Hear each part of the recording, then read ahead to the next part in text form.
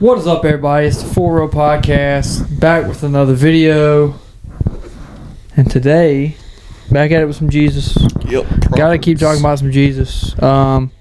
Staying in Proverbs yet again.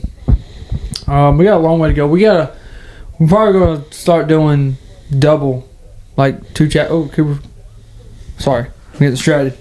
Probably gonna start doing 2 chapters in each video. That way we can try to catch up, because there's 31 chapters. And we're only in chapter 6, which is what we're going to talk about today. Proverbs has been a good book so far. I feel like I've learned a lot in the 5 chapters we have done. And, every time I read it, I find out something new, like I always say. But, we're going to... You see something. Yeah, you see something you didn't see the first time. Yeah. It's weird to like say it in words, I guess, but the way that I be feeling it is it's cool. Cut that sign on. I forgot to cut the sign on. Right there. Yeah, that little button.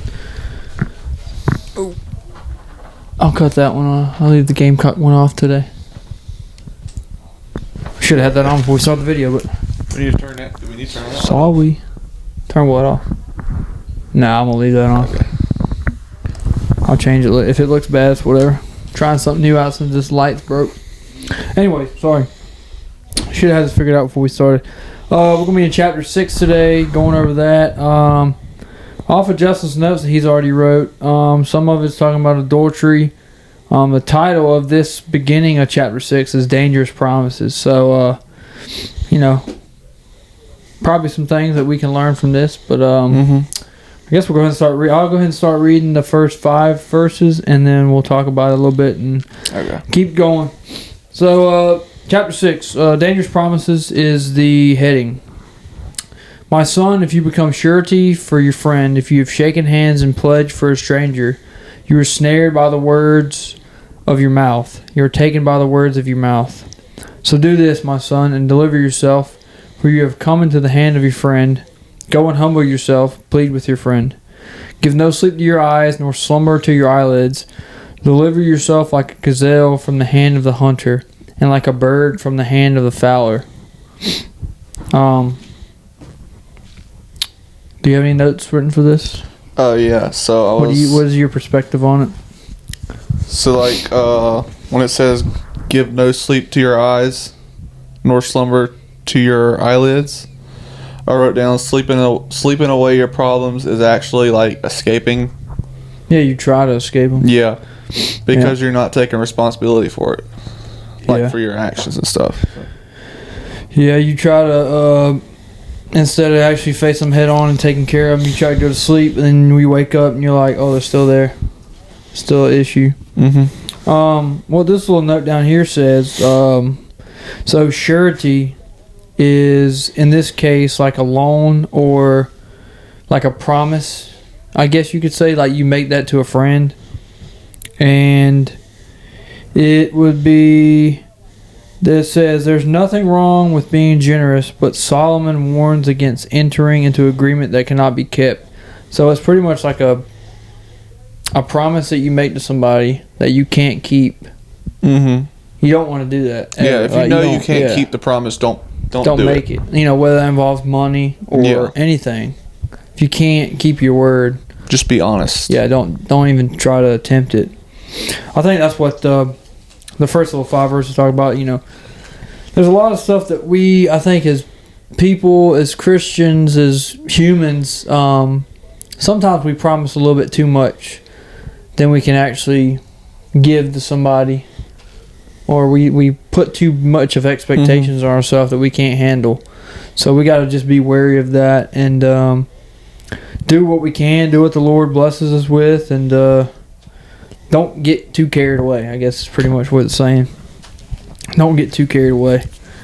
All right, I'll read a little bit more, Justin, and then I'll let you read here in a little bit. Okay.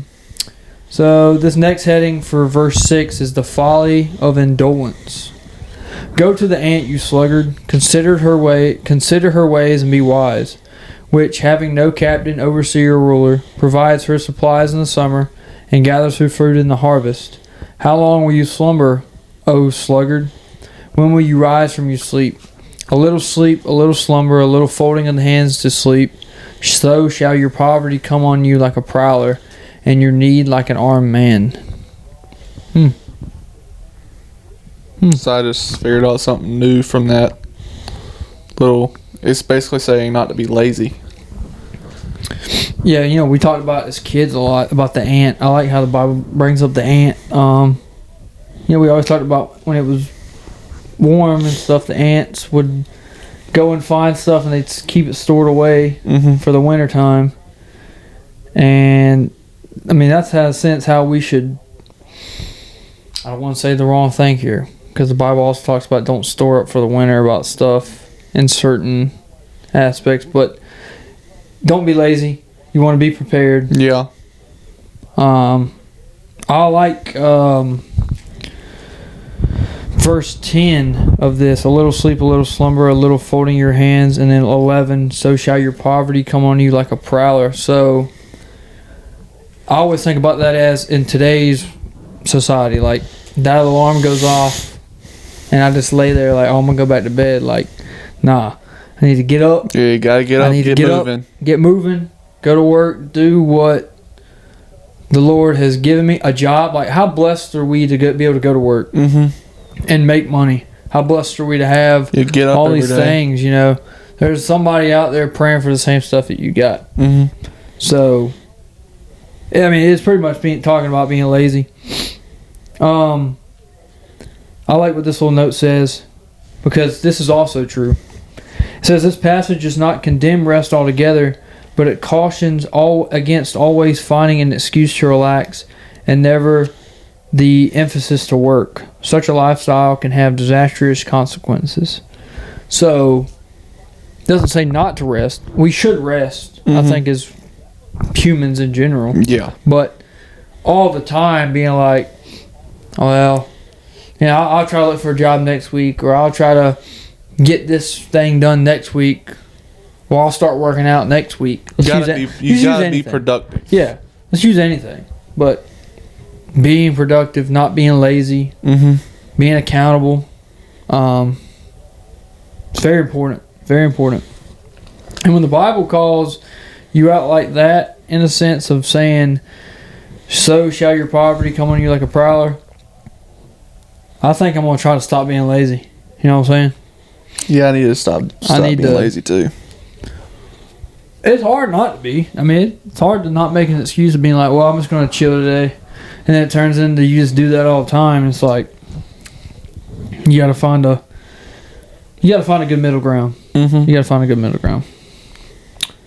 All right, let's keep it moving. Justin, I'll let you read 12 through 19. Yep, 12 through 19. Mine says the wicked man. Okay.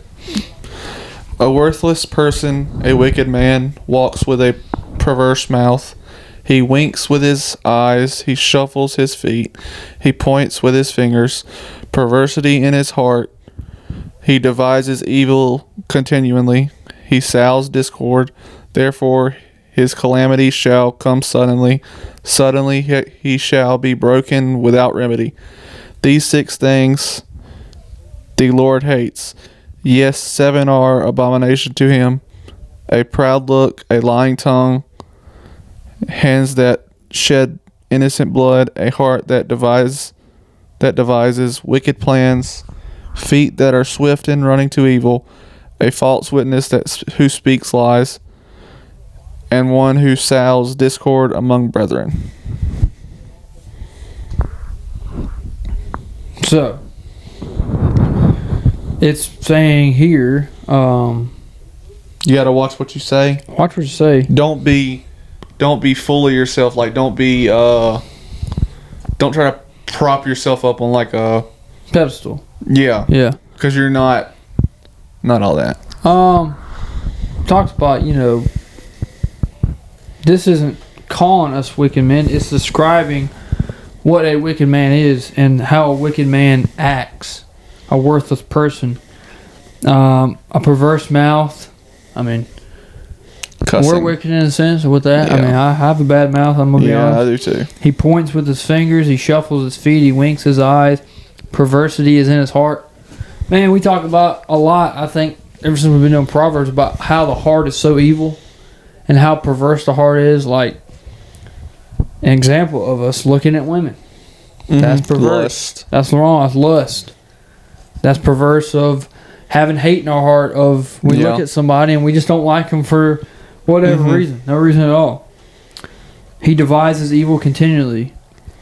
He sows discord. And then I really like the 6 things the Lord hates. Yes, 7 are an abomination to him. A proud look, a lying tongue. I mean, all those describe what you read. I mean, yeah, what we don't want to do. A lying tongue. I mean, we're not perfect. No, we lie. We do lie. It's part of our nature. Yeah. Just got to get better. Yeah, just try to learn, get better, read the Bible, pray, that we can stop all that stuff. And then it says, hands that shed innocent blood. Don't hurt nobody. Don't slap nobody around. Yeah. If they do something to you, just forget about it. Move on. Yeah. Especially if it's just them saying something to you. If words hurt you. Now, if somebody tries to beat you up. Yeah. A little bit of a different thing. But, and then a proud look. Like, a lot of the time, when we all know somebody who's, like, really, really cocky about themselves and think they're the best thing since sliced bread. And it's like, we're not supposed to act that way. We need to be humble. The Lord calls us to be humble and focus on Him on those things. Let Him take care of those things. Like, now, in a sense, it's not really. Sometimes we just get so me. Like, it's all about me. That's the same thing. That's proud. Even though we don't express it to everybody else. If all I do is pray to God and say, Lord, can you please help me with this? Can you please help me with that? Can you please help me with this? Am I doing anything to try to help anybody else? No. I'm being prideful. So, I need to try to stay away from that as well. And then number 19, verse 19, a false witness who speaks lies. Yeah. It's basically saying, sowing discord means I just didn't know what that meant. I had a brain fart. Holy crap. Being divisive. So, like, being divisive, I guess, like flip-floppy. You know, not being honest. You know, I tell you one thing, I go tell somebody else another thing. Yeah. Or I say I'm going to do one thing and I do a completely other thing. Just being honest is the best way to go about doing that. And, you know, false witnesses, I think of false witnesses like those prosperity pastors. You know, somebody who doing it all for the money. Doing it all for money and also acting like they're preaching the word, but they're not preaching the word. They're taking it out of context. They're preaching what people want to hear. Yes.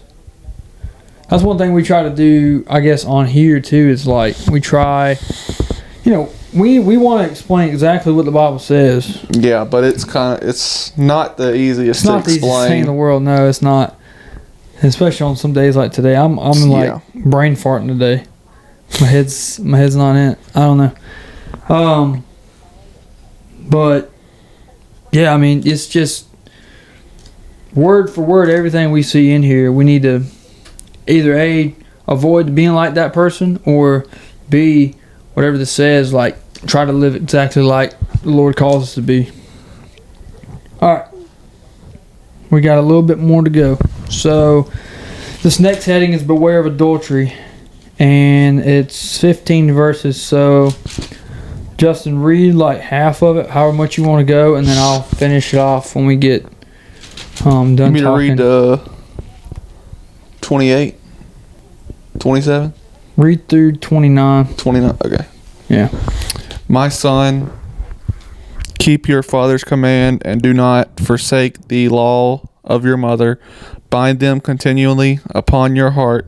Tie them around your neck. When you roam, they will lead you. When you sleep, they will keep you.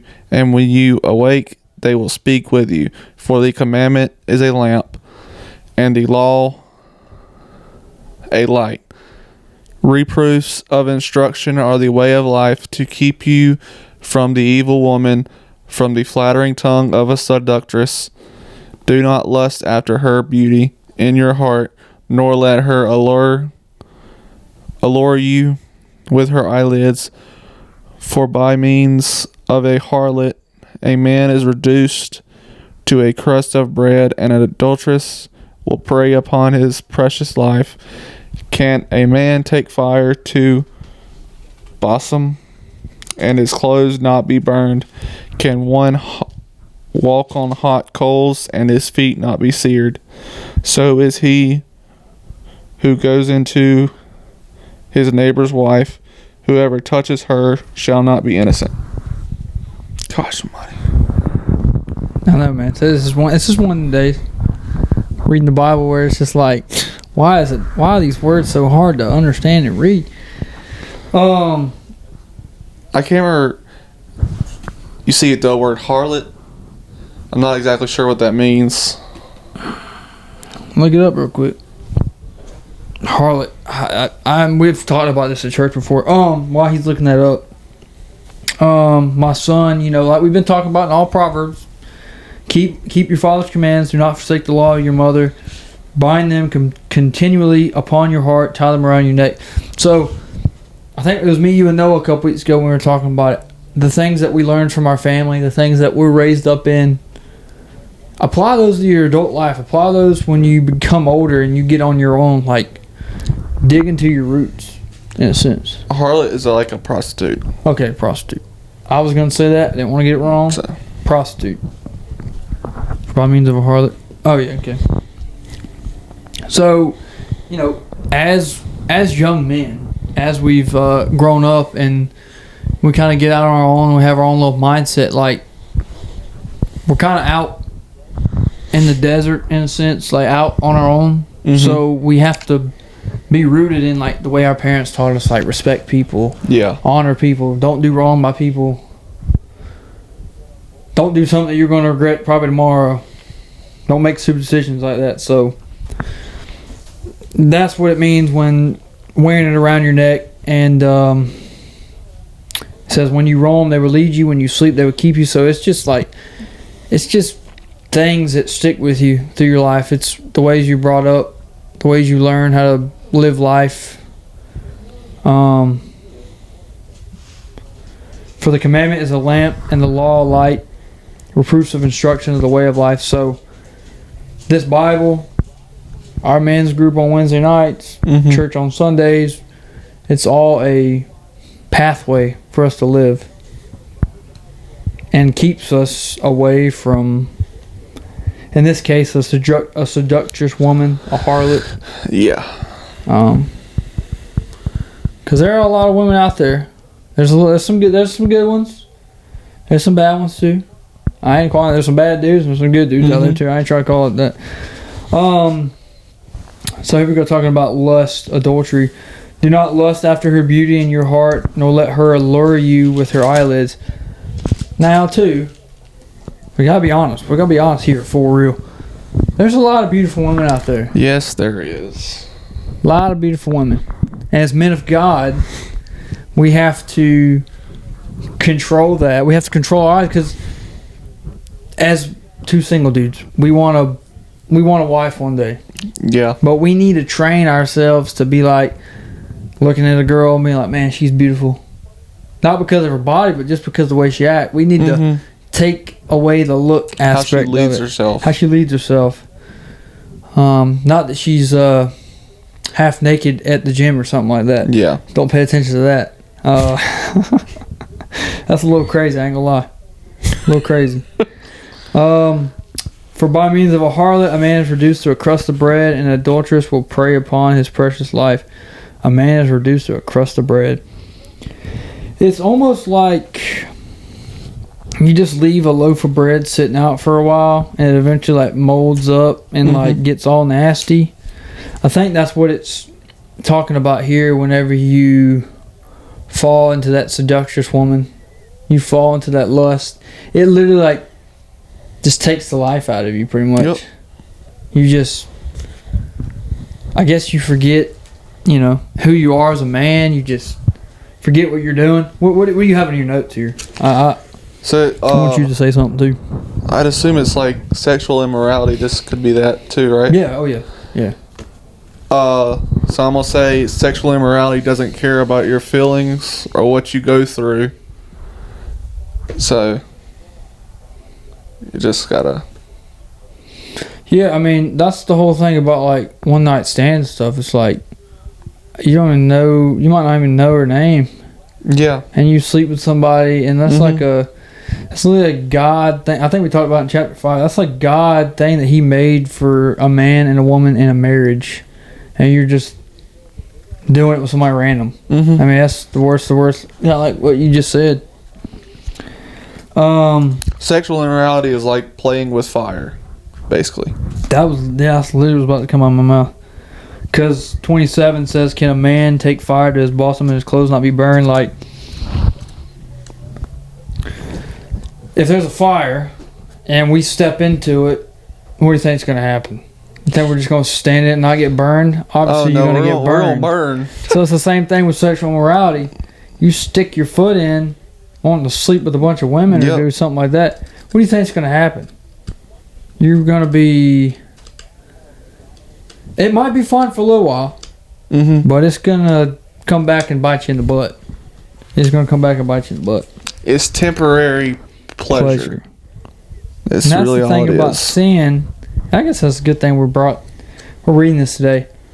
Is we were talking about this on Wednesday. Like the sin is, it looks fun. The devil tricks us into showing, here, man, this is what you can have. This is what you can do. But he doesn't show you like the end goal of it. He doesn't show you the actual prize until you already jump into it. Yeah, you're already in too deep, and then he's like, I got you.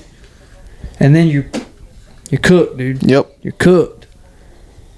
So that's why, just being aware, and I'm not saying we perfect. I'm not saying we haven't fallen and stuff before. I ain't trying to say that at all. I'm talking to myself as well, but being aware of it and trying to live it is very crucial. And that's why we sit here and read this today. It's hard. It's harder for me to say it out of my mouth than what's saying in my head right now. Like in my head, it sounds so clear, but I'm saying it out of my mouth, and it's like word salad. It sounds weird. Here's another thing about sexual immorality. It's not only a sin against God, but it's a sin against your own body, and you will pay for it whether you get caught or not. God sees what you're doing all the time, so you can't hide it from Him. You can't hide your past. He knows exactly what you did. So, I mean, I think too, like talking about that, like one day, let's just say right now, me and you, we just went around and slept with a bunch of women. We get married one day, and like your wife asks about it, your kids, like, Dad, like, what were you doing in your 20s or whatever? Like, you gonna tell your kids and your wife that you was doing all that stuff? No. You're not gonna be too happy about sharing that with your family. But there's a lot of people that do it. I'm gonna be honest. I mean, there's a lot of people that do it. Oh, yeah. A lot of people that live that way. There's a lot of Christians that do that too. A lot of Christians that live that way too. And that is it's bad. Pretty bad, yeah. Verse 29. So is he who goes into his neighbor's wife. Whoever touches her shall not be innocent. It's basically saying, if you fall into that temporary pleasure, it's not going to last. Yeah, this is using the example of like your neighbor's wife. Like, you're married or something, y'all hanging out with this couple, and like you're like, oh, I want to go sleep with that lady. It's like, yeah, but you're not gonna be held. You're not gonna be innocent because you do that. Like, you're sleeping with somebody else's wife. Like, you're gonna be held accountable for doing that. I don't understand.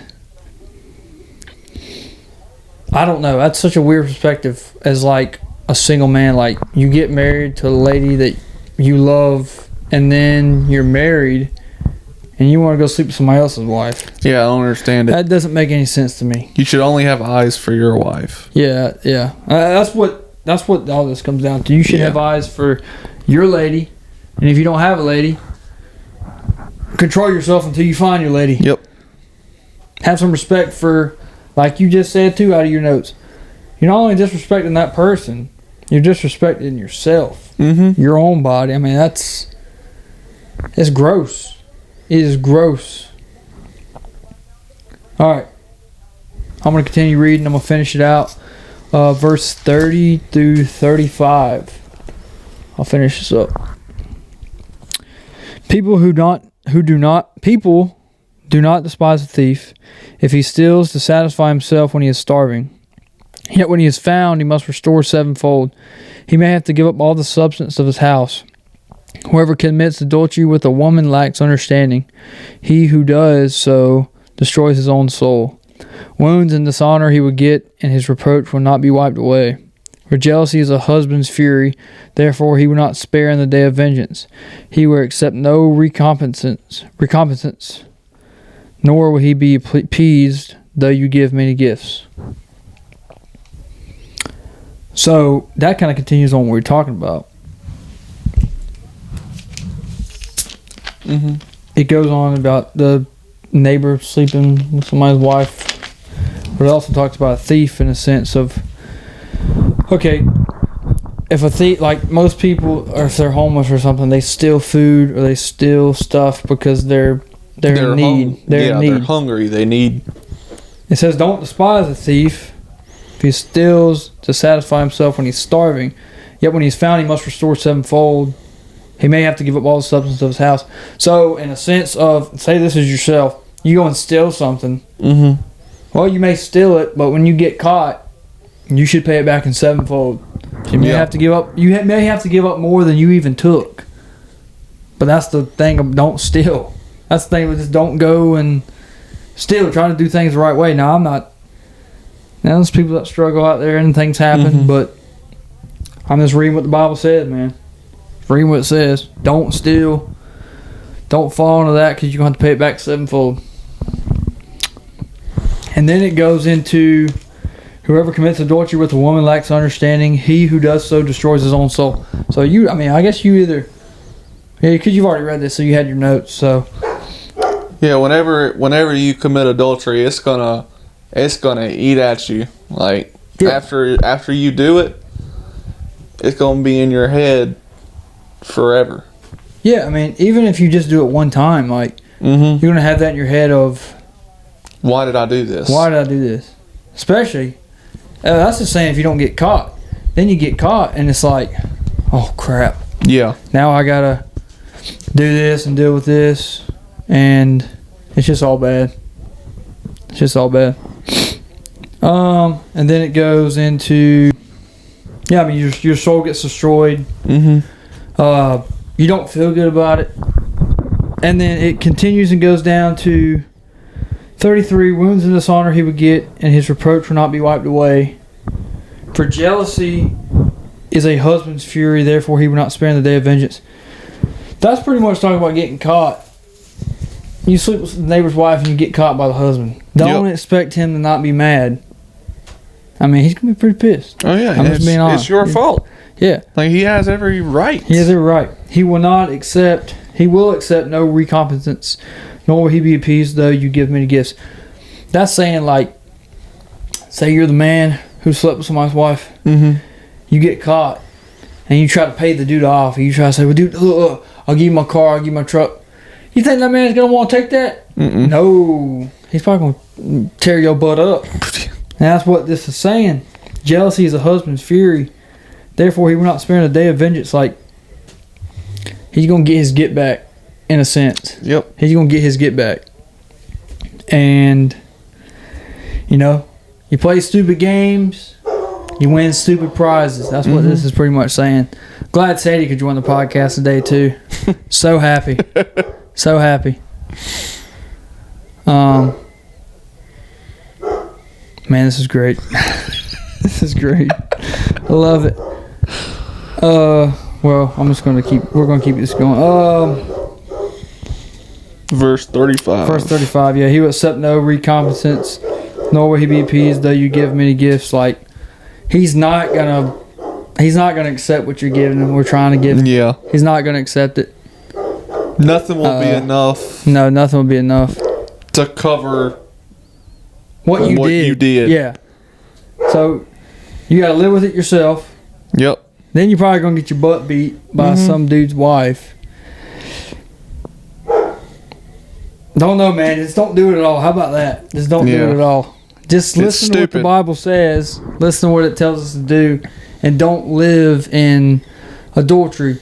Get it taken care of now while you can. Like, do it today. Like, if you're living that way today, fix it today so tomorrow you ain't gotta deal with this stuff. But that pretty much wraps up 6. I mean, it was a good bit of things to cover in chapter 6. It was kind of long. I mean, we went about 30 minutes about broken promises, being lazy, trying not to be lazy, the things that God despises in a man, not being wicked. We need to not be wicked, and then adultery. So chapter 6 had a lot to cover. I'll say. But glad Sadie could join the pod today. I'm super excited to have her on, as always. Good always talk about Jesus. Always good to talk about Jesus. Enjoy it so much. Thank you, Justin, for coming on. No problem. And getting on here talking with me. And you got your little notes, because you done read through all the Proverbs by yourself, didn't you? Yeah. Yeah, all through 31 chapters. So, yeah, bring them notes with you next time, too. We can bounce off of that as well. But, yeah, we're going to keep it rolling. Proverbs. We'll try to start doubling up videos so we can get these out faster and try to get through Proverbs so, we can eventually move on to something else. But that's chapter 6 today.